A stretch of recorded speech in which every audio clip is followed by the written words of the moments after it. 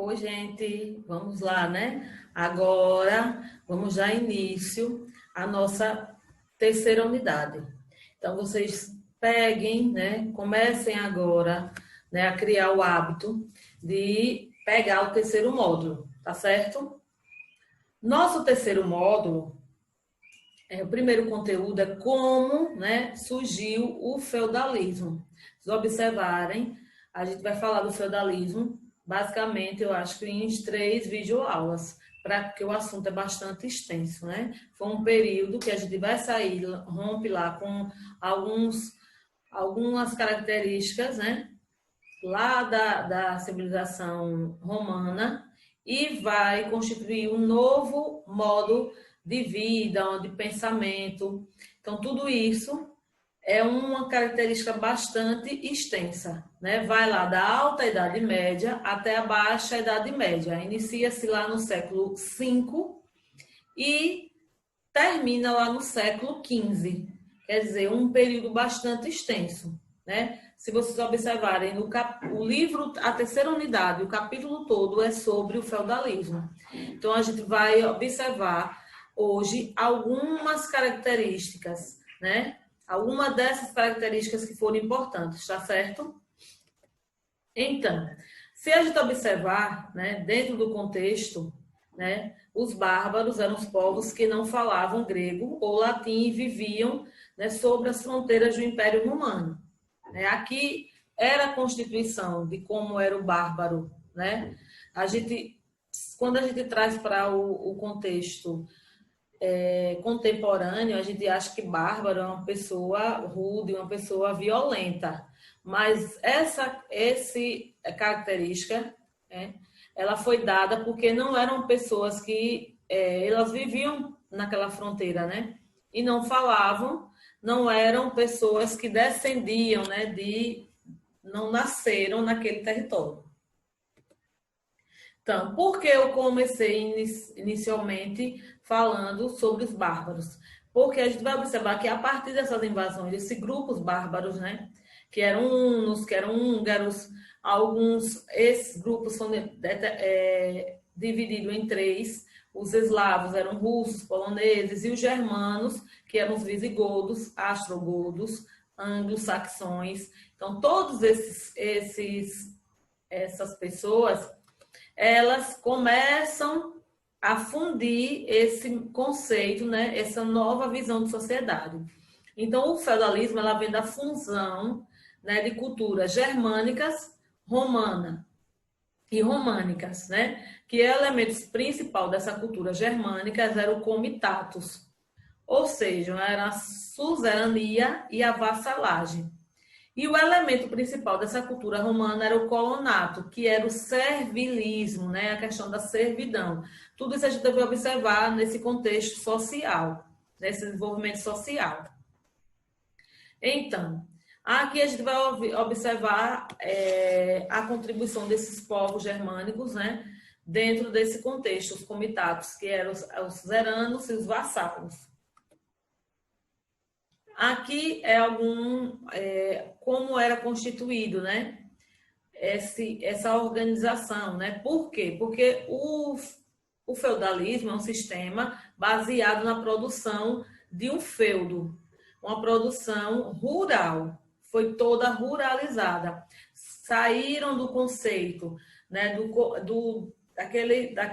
Daquele envolvimento urbano, né, onde tinha os castelos, e foram para as zonas rurais. Então, o que é que vocês não podem esquecer? Que houve uma junção, né, do colonato romano, do comitato germânico, em troca disso tudo por uma produção e uma proteção. Então, vamos observar o que foi o feudalismo dentro da questão econômica, né, da economia.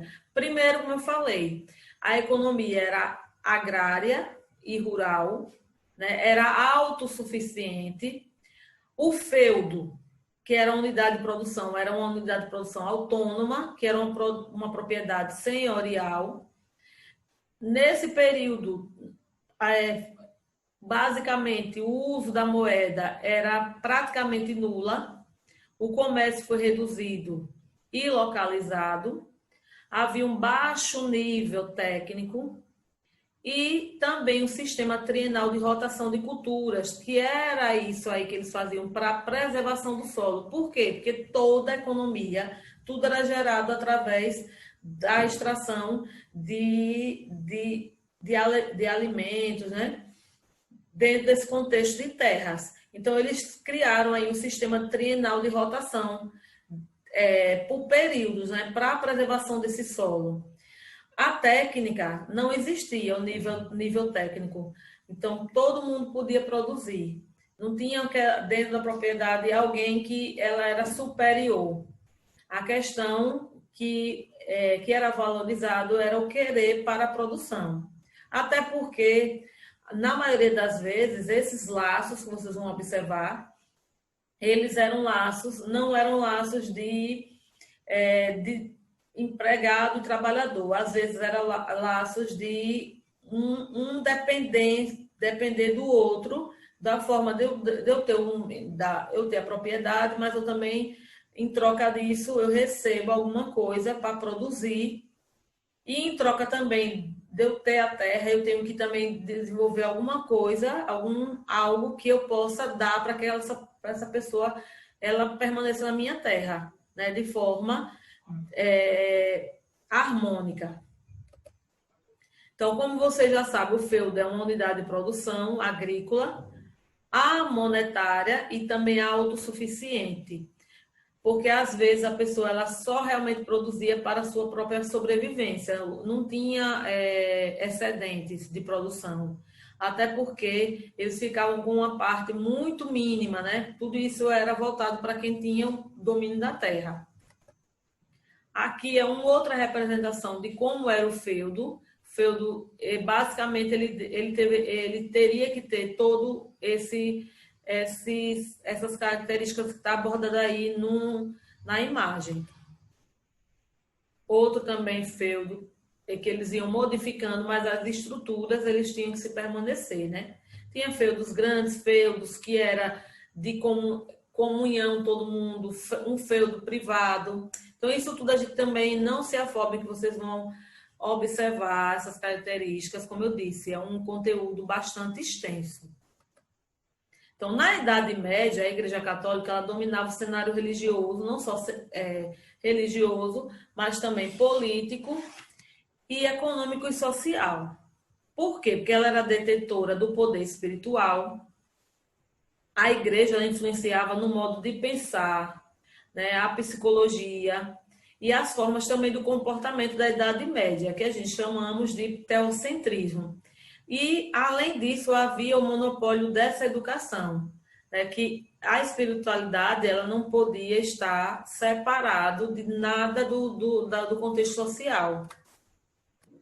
Então, a igreja medieval havia essa divisão. O clero regular, que vive em isolamento em relação aos fiéis, e o clero secular, que vive em contato mundano, né, com esses fiéis. Que isso, para eles, era uma forma de manter a ordem, né? Tinha a trégua de Deus, que era a proibição de jogos e lutas durante o período aí da colheita, e a paz de Deus, que era a proibição de jogos e lutas em locais próximos a cemitérios e igrejas. Aqui é alguma representação, né? Ainda também, que vocês vão observar em algumas outras videoaulas, né? Esse é algum elemento de fiéis que foram configurados na época como as pessoas, os cruzadistas, né? As pessoas que iam para as cruzadas. E a gente vai observar também algumas práticas que eram implantadas dentro do contexto da Igreja Católica ainda, como as heresias, né? Aí tem alguns principais hereges da época e o Tribunal de Inquisição, que era um meio de combate dessas heresias. Aqui é uma iluminúria, que era o padre, o nobre, o servo trabalhando, né? E essas relações vassálicas, né, que eram relações de dependência pessoal e de obrigação recíproca, como eu falei, havia dentro dessa relação um chamado de suzerania e vassalagem, nobre e nobre. O suzerano, ele doava a terra e dava uma proteção. Já o vassalo, ele recebe a terra e deve uma fidelidade. O que é essa fidelidade? Era um auxílio nas guerras, um pagamento de resgate, né? E outras coisas que a gente vai observar, como homenagem na cerimônia, era um juramento de fidelidade. A investidura era um ritual de entrega da terra ao vassalo.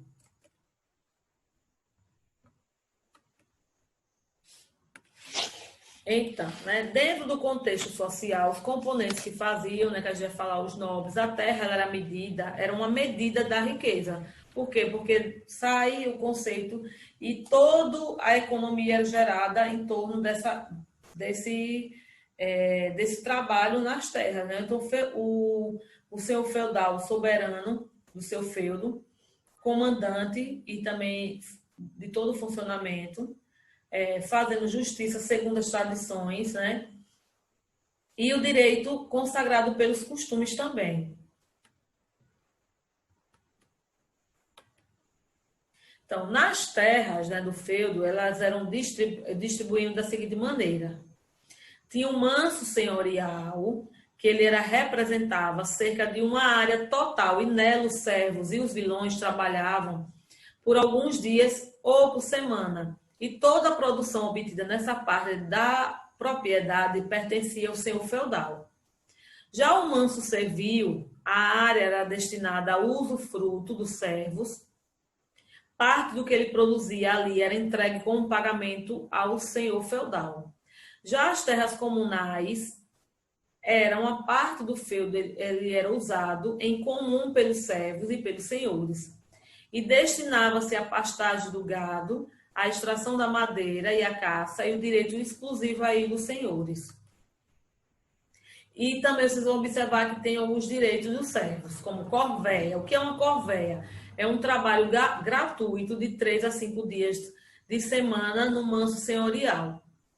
Já a talha é da parte da produção 3/4 ao suzerano. Já as banalidades eram um pagamento em espécie pela utilização de instrumentos do feudo, né?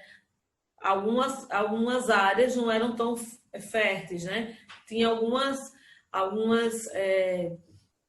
que não eram planas, então eles precisariam aí de instrumentos para que essa terra ela germinasse, né? Então essas eram chamadas de banalidade, que era um pagamento em espécie por essa utilização de instrumento. Já o tostão de Pedro era dar 10% da produção feudal para a Igreja Católica. É como a gente chama do dízimo, né? Só que a produção, mesmo quem era dono, ou na verdade, servo, ou vassalo, qualquer um desses segmentos da sociedade, eles teriam que dar esses 10% de toda essa produção para a Igreja Católica. E a formariagem, que era uma noite de núpcia do vassalo e, na verdade, do suzerano. Também tinha captação, que era uma taxa paga por cabeça pelo direito de morar no feudo. E a mão morta, que era uma taxa paga ao senhor quando morria um servo. Dentro da sociedade, né, não esqueça, o rei ele continuava existindo, né, porém o poder era dos senhores feudais. Dentro do feudalismo, a gente sempre fala que a figura do rei era decorativa. O rei é rei. E o rei ele não vai perder o seu título, né? Mas nesse contexto, quem tinha o poder da terra, no caso o senhor feudal, era que dava as cartas, né? Era o que mandava. Então todo senhor tinha terras e toda terra tem um senhor. A terra era sinal de riqueza. A sociedade era uma sociedade estamental e hierarquizada e clerical. Então, estamental porque era em forma de estamentos, cada um por posição de nascimento ou nesse contexto por ser o dono da terra. Então, vinha primeiro o clero, a nobreza e os servos. Claro que nesse contexto aí você sabe que tem a figura do rei, ele está lá no topo. Mas por que o clero? O clero, por quê? Porque desde lá da quebra do Império Romano, que você sabe que foi algum desses, os romanos também, dentro do contexto dos germânicos, né? Essa fusão foi que deu início a um novo contexto de sociedade. Então, a Igreja Católica ela já vinha, né, sendo a maior detentora de terras. Por isso que o clero ele vem à frente até mesmo da nobreza. Porque o clero é o que representa aí o senhor feudal, era o que tinha mais terras.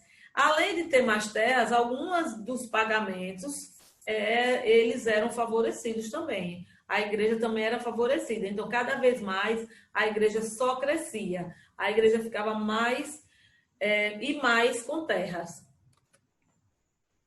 Havia também uma descentralização política, ou seja, uma fragmentação das funções do parcelamento das terras, o particularismo feudal, né, os senhores feudais no poder, o rei exercia pouca influência, havia nesse período também guerras contínuas, como invasões e disputas pelo poder, direito de governar era um privilégio de todo possuidor do feudo, implicando este privilégio em obrigações muito mais definidas, cuja violação ele poderia acarretar a perda aí do feudo, direito aí consuetudinário, também tinham as monarquias feudais, poder era particularizado, tinha laços de dependência pessoal, o caráter simbólico do poder do rei e a fragmentação do político territorial. Dentro do contexto, né, ainda, né, educação era para poucos, né? Os filhos do clero eram que estudavam, né? Quando a gente fala assim, os filhos dos senhores, né? E o clero era a única formação da sociedade que tinham acesso à cultura, né? E a arte, elas foram fortemente influenciados também pela religião. Na arquitetura destacou-se aí as construções dos castelos, das igrejas, das catedrais, né? E algumas características que são importantes, que vocês não podem esquecer, para que a gente dê continuidade, né? Nesse contexto, há uma descentralização, a nobreza é feudal, a economia agrícola é de subsistência, a sociedade ela é estamental e o poder é clerical. A cultura ela foi influenciada pela igreja, né? Lá no contexto das trevas, da ignorância, e a religião cristã era o poder do papado. Então, agora a gente vou dar uma parada nessas características, porque na próxima videoaula a gente vai iniciar outras características do feudalismo ainda. E vocês peguem o livro de vocês, ainda o segundo modo, para eu fazer a correção, tá certo? Para que vocês observem se vocês responderam direito. Eu só passei uma página, que foi a página 9. Então, na página 9, traz um texto, que é o meio geográfico grego, análise do texto, né? Na letra A, está assim, se a agricultura ela é um fundamento dos primeiros povoamentos humanos, por que a Grécia era desfavorável em esse povoamento, né? Eu vou exemplificar rapidinho. Por quê? Porque o solo grego, ele era cheio de pedra, pedregoso, e era pobre, e os caprichos aí do clima não favoreciam aí a agricultura. Por isso que, quando é falada a questão da agricultura, dentro do contexto grego, ele foi bastante desfavorável, né? Nessa questão de povoamento. Por quê? Porque as pessoas começam a habitar em locais que são favoráveis, né, à agricultura. Isso aqui eu estou falando em algumas regiões, o texto ele me falando, analisando algumas regiões dentro da questão territorial grega, viu? Na letra B, segundo o autor, as dificuldades impostas pelo meio geográfico não foram de todo desfavoráveis ao desenvolvimento da civilização grega. Por quê? O que é que ele diz? Então, por quê? Havia algumas desvantagens que eram impostas pelo meio, que pode ser aí o incentivo e a inventividade dos expedientes para sobreviver, impedindo aí a questão dessa facilidade. Então, entrelaçado a isso, as pessoas sabiam que elas precisavam sobreviver. Então, essa desvantagem até parecia ser algo bem insignificante. Na letra C, o meio geográfico, ela dificultava a agricultura, mas em muitos aspectos estimulava aí a navegação. Por quê? Porque o mar no contexto da Grécia, o mar estava por toda parte, penetrando pelas terras adentro.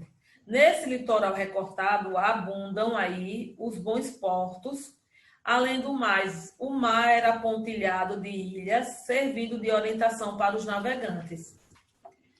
Na segunda questão, a cidade e o estado não surgiram na Grécia, mas a polis.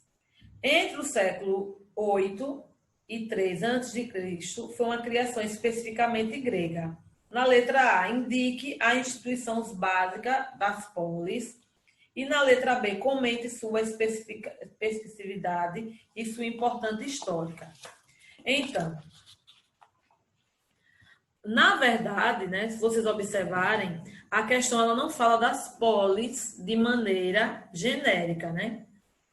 Sem especificar alguma delas. A polis era uma cidade-estado grega que se constituía de um centro urbano e de aldeias e de terras circunvizinhas, né? As polis, elas começaram a se formar aí no início do século 8 a.C.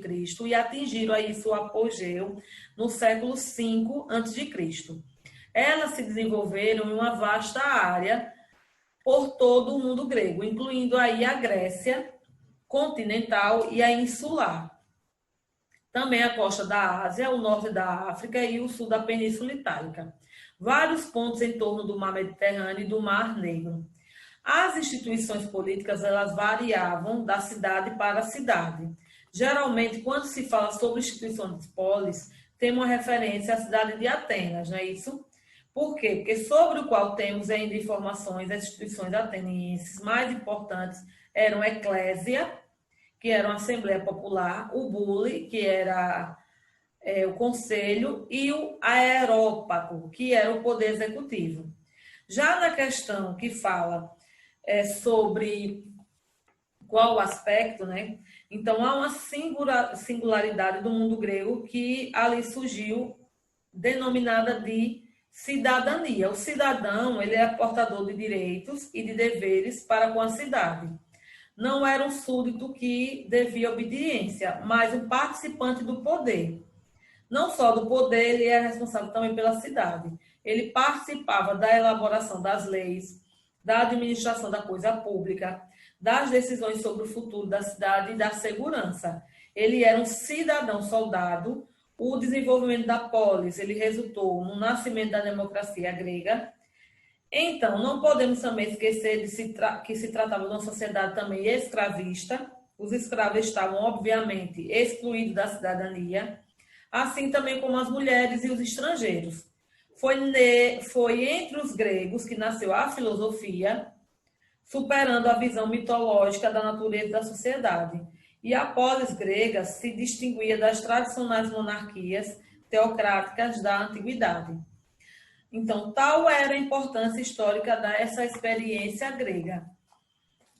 Então, aqui eu terminei a correção, né, da revisão do aquele primeiro assunto que a gente abordou, que foi sobre a Grécia, tá certo? Quando é que eu vou pegar novamente esse segundo módulo? Quando nós retornarmos presencialmente. Até porque já está, eu acho que próximo, né? Com fé em Deus, já está tudo terminando. Já está terminando já está tendo uma queda, né? Uma baixa da pandemia. Então, já nós já estamos retomando as nossas atividades. Então, guardem o módulo 2, porque eu vou recolher para fazer as devidas correções. Devidas correções não, né? Anotações. Eu vou anotar quem estava fazendo as atividades, tá certo? E a partir desse vídeo, vocês sabem que vocês vão utilizar só o módulo 3, né? O conteúdo é o conteúdo novo, tá certo? Então, a próxima videoaula será uma outra videoaula ainda com alguns aspectos mais aprofundados do feudalismo, tá certo? Então, eu vou ficar por aqui e até a próxima videoaula.